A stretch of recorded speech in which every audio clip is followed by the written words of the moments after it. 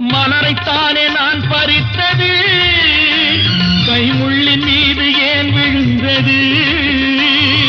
உறவைத்தானே நான் நினைத்தது, என்னை பிரிவு வந்து ஏன் அழைத்தது?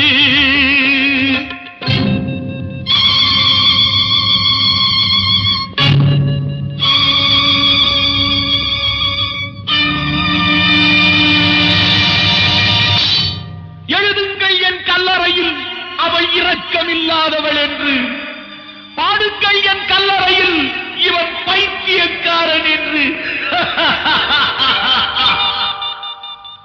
கண்கள் தீட்டும் காதல் என்பது அது கண்ணில் நீரை வரவழைப்பது, பெண்கள் காட்டும் அன்பு என்பது நம்மை பித்தனாக்கி அலைய வைப்பது.